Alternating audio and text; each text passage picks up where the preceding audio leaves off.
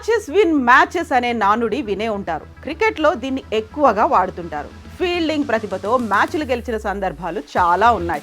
అందుకే అన్ని టీమ్స్ కూడా ఇందులో మెరుగవడానికి ప్రయత్నిస్తున్నాయి. భారత జట్టు కూడా దీన్ని ప్రతిష్టాత్మకంగా తీసుకొని బెటర్ అవుతోంది.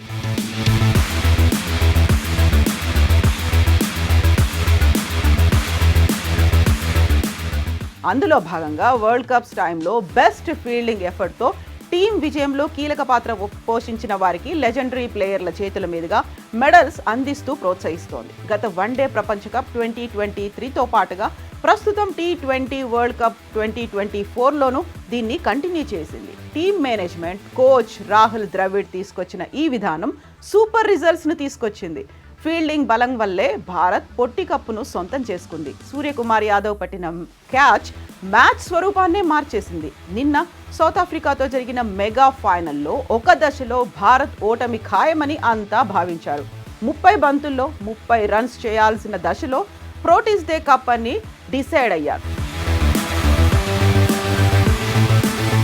కానీ బుమ్రా, హర్షదీప్ సింగ్, హార్దిక్ పాండ్యా అద్భుత బౌలింగ్తో మ్యాచ్ను టీమిండియా వైపు తిప్పారు. అయితే వీళ్ల కంటే కూడా ఎక్కువ క్రెడిట్ కొట్టేశాడు సూర్యకుమార్.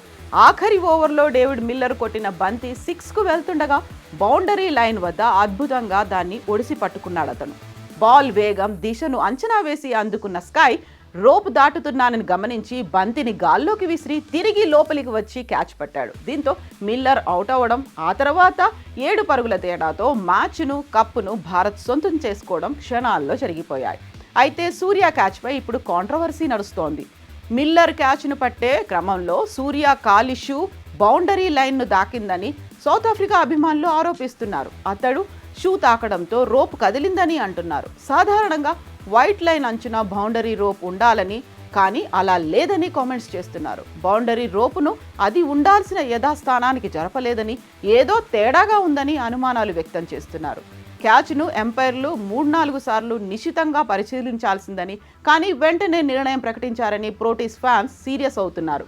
అయితే ఈ వాదనల్ని భారత్ అభిమానులు కొట్టిపారేస్తున్నారు. బౌండరీ లైన్కు సూర్య కాలు తగల్లేదని, ఓటమికి సాకులు చెప్పడం మాని ఇంకా బెటర్గా ఆడడంపై ఫోకస్ పెట్టాలని సూచిస్తున్నారు.